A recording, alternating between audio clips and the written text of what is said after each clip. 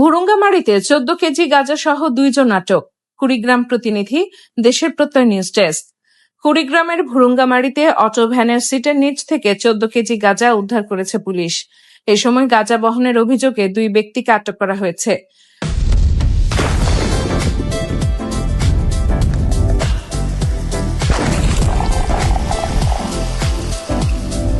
Great taste, good vibe, choice of you. Mojo, অন্তরে তারুণ্য। সোমবার 6 জুলাই দুপুরে ভুরুঙ্গামারী উপজেলার জামতলা মোড়ে গোপন সংবাদের ভিত্তিতে অভিযান চালিয়ে তাদের আটক করা হয়। অভিযান পরিচালনা করেন ভুরুঙ্গামারী পুলিশ সার্কেলের সহকারী police super Muntasir Mamun moon. আটক দুজন হলেন উপজেলার পাথরডুবি ইউনিয়নের গোলাপ হোসেন ও সিরাজুল ইসলাম। ভুরুঙ্গামারী থানা পুলিশ জানায়, পাথরডুবি ইউনিয়নের থানাঘাট এলাকা থেকে আসা একটি অটোরিকশা চালিত ভ্যানে তল্লাশি চালিয়ে সিটের নিচে রাখা 3টি লাল প্যাকেটে মোড়ানো 14 কেজি ভারতীয় গাঁজা উদ্ধার করা হয়। সহকারী police super Muntasir Mamun moon বলেন, পাথরডুবি ইউনিয়ন গাঁজা চোরাচালানের অন্যতম রুট হিসেবে পরিচিত।